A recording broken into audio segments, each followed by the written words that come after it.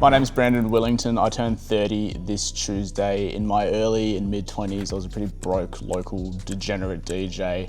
Even until like 5 months ago, I was a fucking alcoholic. The last month, my business did $1.1 million. We cracked $1 million a month for the first time. That'll be at 35% profit. And what I want to share in this video is a bunch of lessons that I learned like from my early 20s until, turning 30 now. So that if you're watching this in your early or mid 20s, you can just like copy what worked for me. Now, if you're in your early 20s or even like in your teens, there's a bunch of people that you're around just because it's geographically convenient. So for example, you have a bunch of people that you consider friends because you just sit in the same classroom as them, or if you go to nightclubs a lot, you go to like your local pub or something like that, they're just always there and it's geographically convenient. And so my first lesson is that frequency doesn't equal friendship. Frequency can equal liking, but don't confuse that with being actual friends. Like when I was in my early 20s, I was in nightclubs a lot. And so I was like, oh man, I have like hundreds of friends. But as soon as I left nightclubs, like I wasn't speaking to any of those people. I wasn't hanging out with any of those people. It's like, oh, you have like 4 friends.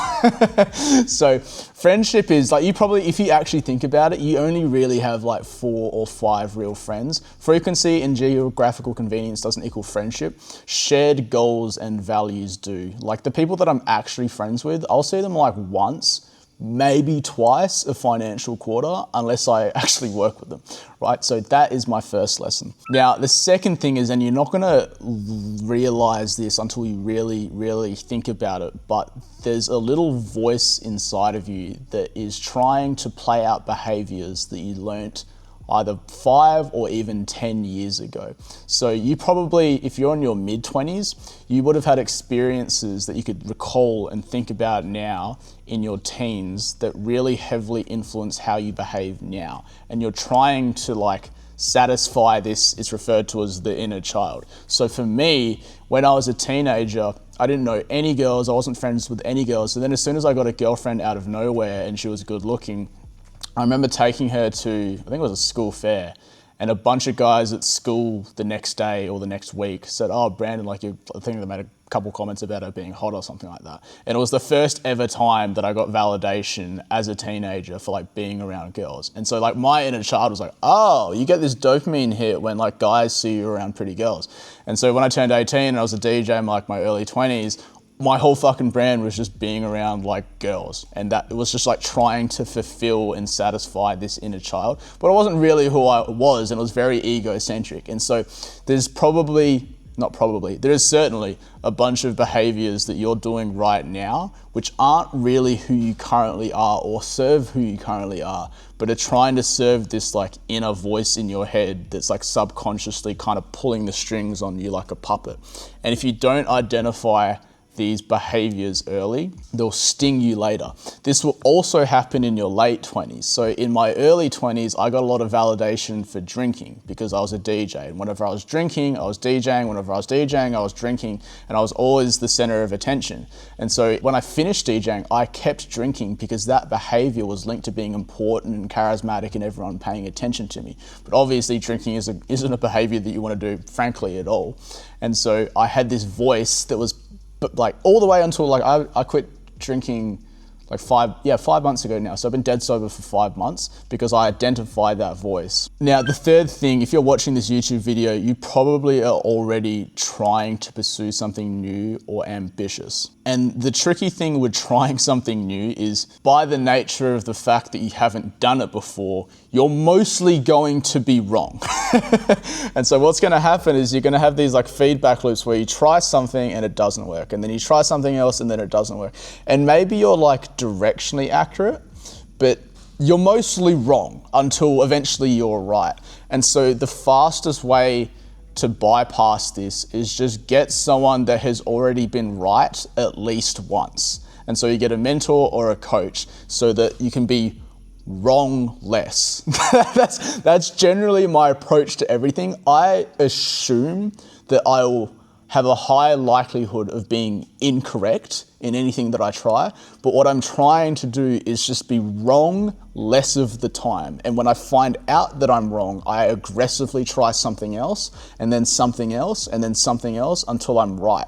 But we can be wrong less times when we get a coach that has already done it at least once, so we can just copy their homework essentially. I have coaches for fucking everything. I have a coach for business, well, I have multiple coaches for business, finance, sales, marketing. I have a fucking philosophy coach. Obviously I have a trainer. I get trained in wrestling by a UFC fighter. Like I have a black belt in Krav Maga that trains me. Like whenever I nearly lost a game of chess to my friend, the first thing I did was I went on Fiverr and found an online chess coach. Whenever you're trying to pursue something new or ambitious, just assume that you're going to be wildly incorrect most of the time and then just copy someone else's homework and find them. Now, on that point, as you're pursuing new things or trying to adopt and build new habits or build a whole new life, you're going to have off days and weeks, off months, even off years. And what you want to focus on is being directionally accurate rather than absolutely accurate. Now, I always forget this, and I think I've referenced it in like 2 YouTube videos now, but I think it's Apollo 11 or Apollo 13, whatever the first spaceship was that allegedly went to the moon for the first time. If you Google it, I think they were off course 98% of the time. So 98% of the time, this spaceship was allegedly hurtling into the fucking black void of the universe, and they had to constantly course correct it so that it could safely land on the moon, allegedly, and then make its way back, allegedly, right? And your approach to life should be the same. You're not going to be 100% accurate all of the time. You want to look at averages and trend lines and make sure that you're being directionally accurate. Very easy example that a lot of you could perhaps relate to is trying to lose weight. Based on like your fucking salt intake, how much water you drank the last time you went to the toilet, when you weigh yourself every morning, it's going to wildly fluctuate. And so you have to look on like weekly averages, monthly averages, and trend lines. That should be your approach to trying to build new habits, skills, incomes, anything to that effect. Now, also on this path of trying to pursue new things, obviously, like any story and any hero's arc, you're gonna have happy and sad periods. You're gonna have a bunch of friends and then no friends. You're gonna have like lots of money and then no money. You're gonna have all of these plot twists for the way you get stabbed in the back. Now, I am, if you couldn't tell, super autistic. So I like doing everything by numbers. And so I refer to this model all the time on this fucking YouTube channel. All of your experiences are going to exist on a normally distributed bell curve. So that means 50% of your life has to be happier than the other 50%. It can't be 100% happy all of the time.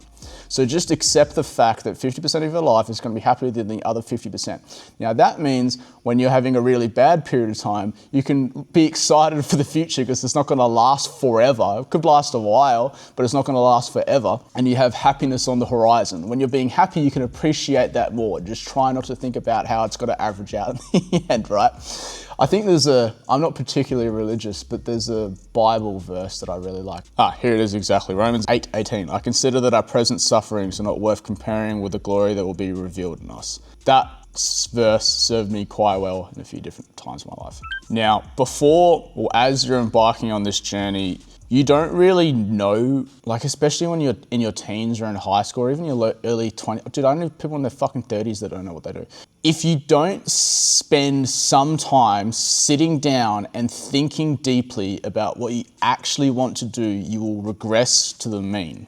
So if you aren't intentional about what you want to do, who you want to be, what you want to achieve, you're just going to be the collective of like who you're hanging out with. And then often, like my first point, you're just going to be the average of the people that it's geographically convenient to be frequently around, which, unless you're really, really lucky, is probably not going to be the people that you want to be hanging out with because they're going to be the average of the larger sample size of Earth. Tell I'm autistic, I'm just doing everything by numbers. So you need to sit down and be very intentional about what it is you want to do so that you can get clear on what has to be done to achieve it. Give you a perfect example. So when I was in high school, I didn't really know what I wanted to do. My mum, both my parents are together, but my mum's Asian, and so I had to be a lawyer, a doctor, or the very first president of Australia. Typical Asian mum, right? And so I didn't want to do any of those things, but I knew they wanted me to go to university, so I went to university and just got a commerce one. Started a commerce 100 degree or bachelor, whatever the fuck it's called, who cares? I didn't even graduate. Now I made $1 million, fuck off. But I just went to university because that's what everyone else was doing, and like Commerce 100 was like, oh, well, like that will be applicable to most things, right? But that's not, like, it wasn't what I wanted to do, right? So until I really sat down and went, look, what do I want to do? I was like, well, I want to be a DJ at the time. And then sat down and was like, okay, well, let's just get really good at this DJ thing. And then I found out about marketing. I'm like, all right, well, I want to get really good about marketing. And then when I got more into business, I got more into personal development. And like, what exactly do I want? Like, one of my goals from 2018, I think it was 2017, but I have a timestamp from 2018, was I wanted a black Audi R8. I got it like 2 months ago, right? One of my other things was like, I want a personal bat cave. Look behind me, right? Unless you're being very intentional about what you want to do, you're just going to regress to the mean of everyone that's around you, and then you'll just, by statistical definition, just become the average of everyone else. So just please be intentional. Like, literally, like, write it down constantly and like revisit it quarterly at least. So as you're experiencing your life on a day-to-day basis, you're going to feel by default like your life is mostly out of control because of just like things happen or other people do things. I think acceptance comes from just taking responsibility for as much as you possibly can. Because if you constantly say, oh, it wasn't in my control, oh, someone else did something, then you'll just blindly float through life and you won't have control of anything. And the way you do something is the way that you do everything else. So if you accept that you're just going to get a mediocre job because, oh, well, the job market's difficult, well, then you're probably going to gain a bunch of weight because you're going to say something, oh, well, that's out of my control, like my fucking body fat percentage is out of my control as well. So if you can find ways to make everything your fault, then you can at least find a way to control it and improve the odds of swinging what you want to happen in your favor.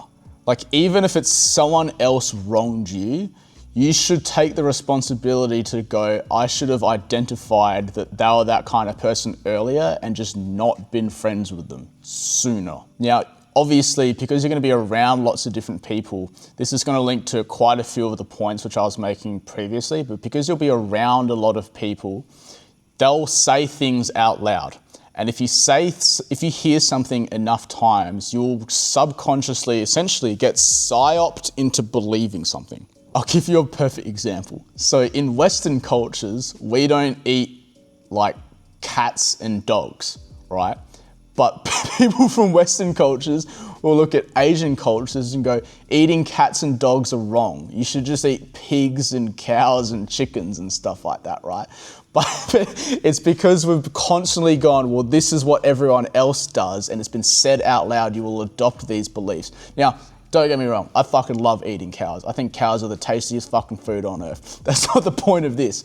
But as people say things around you, you will adopt beliefs, and some of those beliefs, in fact, a lot of them, just won't serve you. So if you hang around with a lot of people that say out loud constantly, it's really difficult to make money, or going to the gym is like, I don't want to go to the gym, you will adopt those beliefs, and a lot of those beliefs won't serve you. You need to look at things from a first principle standpoint. If you think that making $1 million a month is just impossible, look at it. Have people made $1 million a month before?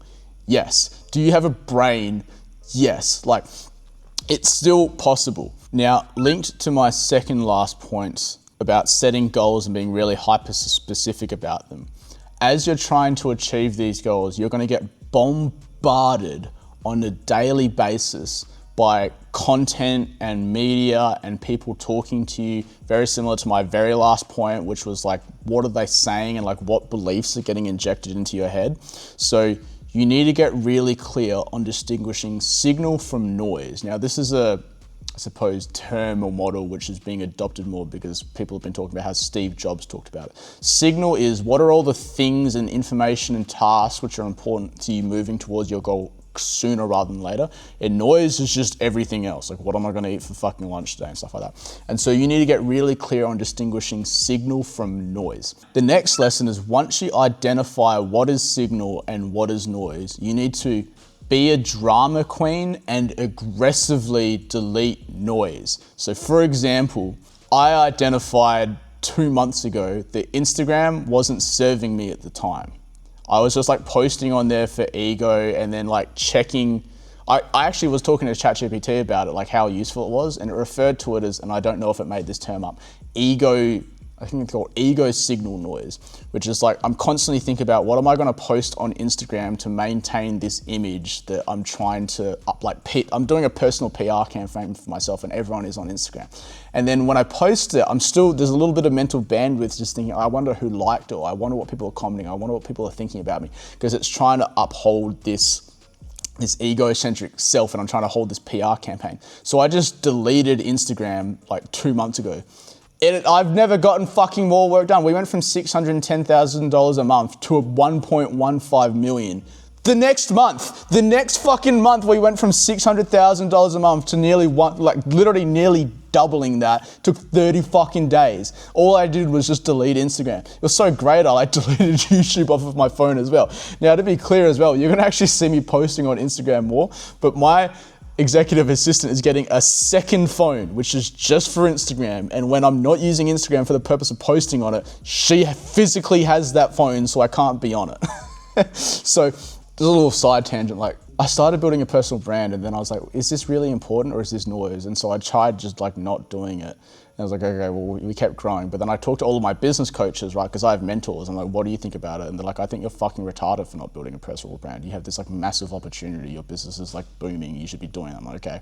So I had to find a way to build a personal brand, but reduce the noise as much as possible, right? So like only having a phone that has like the core apps that I use to communicate with my fucking girlfriend, my team, my parents as well. Now, my last lesson, and please don't stop listening here because it seems obvious, but as you're going through your life on a constant basis, you're going to be faced with numerous choices, and the choices will always be doing the right thing or the wrong thing. Now, I don't mean being like correct or like incorrect in like a business decision, but I mean doing the right thing by other people. And yourself, like taking care of yourself, like physically and spiritually, and just always doing the right thing. For my early 20s and mid 20s, just mostly did the wrong thing a lot of the time. I was really hedonistic, I drank a lot, I lied, I cheated, a lot of these different things. It could be pure coincidence, but the last 6 months, all I have done is just the right thing by me and everyone else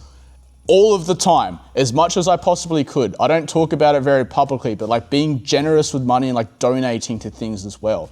Not even just charity, but just like friends or like family members, being generous with that. When I've just always done the right thing, things have played out for me. I don't know if it's God or some higher entity, or it could just be pure fucking coincidence. But the more that I've done the right thing, the more that it has served me. And so like, I'm looking at everything, I'm like, I'm never fucking drinking again. All I'm gonna do is train and get physically strong so I can like protect people around me, become financially capable because people rely on me because they do. And I'm just gonna focus on doing that over and over and over again because it is playing out for me way better than when I was like a fucking degenerate in my early 20s and my mid 20s. So please take this and just do this for your 20s and it will serve you well. Thank you.